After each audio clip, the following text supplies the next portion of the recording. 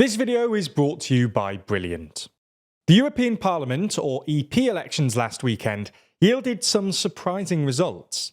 While most of the media's attention has understandably focused on the successes of the right in places like France and Germany, in Slovakia and Hungary, perhaps the two most Eurosceptic states in the EU at the moment, the election saw surprisingly strong results for the more pro-European opposition, with liberal media outlets optimistically describing it as a liberal miracle in Slovakia and the beginning of the end for Viktor Orban in Hungary. So in this video, we're going to have a look at the results of the EP elections in both countries, how the opposition has become a convincing alternative to Fico and Orban, and what this means for the EU more widely.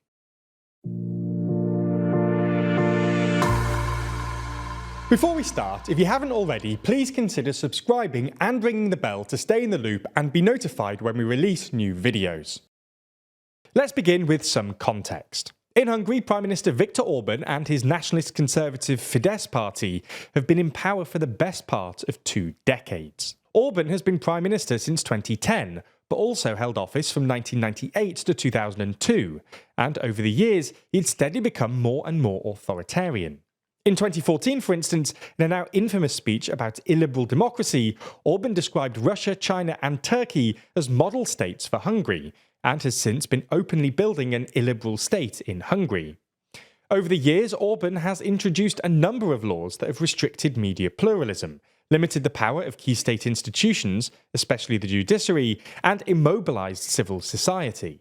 In Slovakia, Prime Minister Robert Fico and his left-wing nationalist Smer party have been in power for over a decade.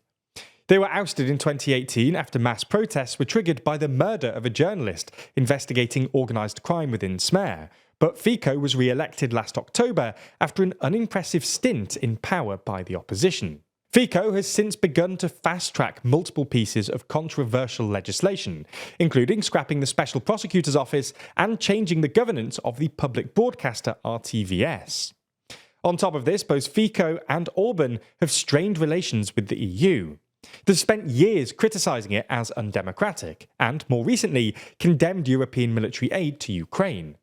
They've taken what they call a pro-peace stance, arguing that Ukraine cannot possibly win the war, and that a ceasefire deal needs to be quickly drawn up. Now, until recently, Fico and Orban looked like they were here to stay. They're both genuinely popular in their respective countries, and the opposition had proven ineffective in Slovakia and unpopular in Hungary.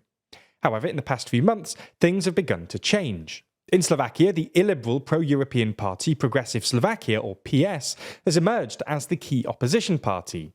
And in Hungary, Peter Magyar, a former Fidesz insider, is taking Hungarian politics by storm. After establishing the Tisza party only 3 months ago, Magyar has become the leading opposition politician in Hungary, rallying against cronyism and corruption. Last weekend's elections were perhaps the first real test, and in both cases the opposition performed surprisingly well. In Hungary, even though Fidesz won the election with 44.6% of the vote, they underperformed the polls, and this was the first time they'd fallen below 50% of the vote at a national election since 2004. They also lost several strongholds in the municipal elections that were held at the same time, including Győr and Szolnok, and their Budapest candidate resigned 3 days before the election due to poor polling. The Tisza party celebrated their victory on Sunday, securing nearly 30% of the vote. Tisza has now established itself as the main opposition party in Hungary, having trounced the centre-left Democratic Coalition, or DK alliance. In Slovakia, PS won the election, gaining 2 extra seats while garnering 27.81% of the overall votes, despite the fact that most analysts expected that Fico's assassination attempt would help Smer at the elections. To give you a sense of quite how impressive this result was, PS actually won the highest number of votes in the history of the Slovak EP elections. Their vote share exceeded poll predictions by 4 points and was twice what they got in 2019. PS has previously performed pretty strongly in the southwest and in Slovakia's biggest cities, but these recent elections show that they've managed to broaden their electoral appeal and create new electoral strongholds elsewhere. Conversely, Smer did worse than expected, coming second with 24.77% of the vote. The silver lining for Smer is that it looks like they cannibalised Hlas, the 4th most popular Slovak party, which is sort of like a more moderate, slightly more pro-EU version of Smer. So how did PS and Magyar manage to gain such big wins? Well, as we see it, there's three reasons. EP voting patterns in these countries, domestic political instability, and a fragmented opposition. Firstly, both countries generally have low turnout at EP elections, and according to the Eurobarometer, a low turnout at EP elections tends to favour pro-European parties, since their voters show up more often. Secondly, both countries are experiencing particularly tense political situations, which has helped mobilise the opposition. Magyar's rise followed a series of corruption scandals that rocked Orban's government earlier in the year, and resulted in multiple anti-government rallies, attended by thousands. Magyar was actually at the centre of exposing one of these scandals, which included his ex-wife and former justice minister. In Slovakia, the political situation has been incredibly polarised for a while, and has become even more sensitive following Fico's recent rule of law crackdowns and his attempted assassination.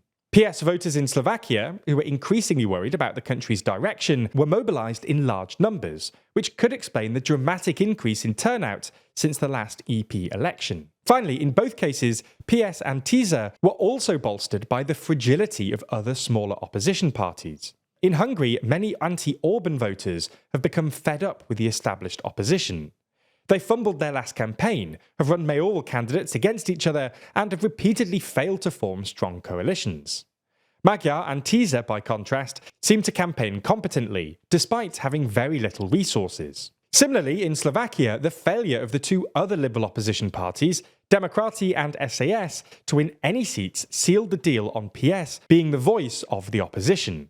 Also, in choosing the popular former Prime Minister Ludovit Odor as their leader, who's widely considered a moderate, PS have successfully reached out to voters who would otherwise consider PS too liberal. So what happens next? Well, while we'll have to wait and see, and it's never a good idea to rule out either Orban or Fico, the opposition in both countries has real momentum at the moment. In Hungary, Magyar's success at the local elections should provide a sort of electoral springboard for the next national elections. And in Slovakia, Smer's broadening appeal will worry Fico. Perhaps the main issue for both is that national elections aren't due until 2026 in Hungary and 2027 in Slovakia, and maintaining political momentum for this long might be difficult. But if they can, they could drastically alter both the national and European political landscapes.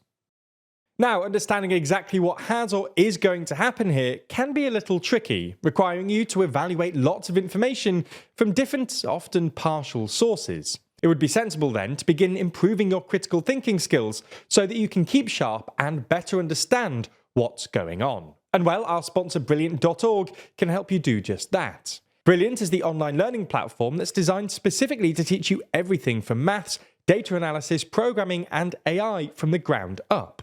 You don't need a fancy degree or to have dedicated hundreds of hours to studying any of these. All you need is a device with an internet connection and a few spare minutes a day. And with your spare few minutes, you'll learn by actually doing, with Brilliant providing hands-on lessons that let you play around with concepts, a method that has been shown to be 6 times more effective than just watching lectures.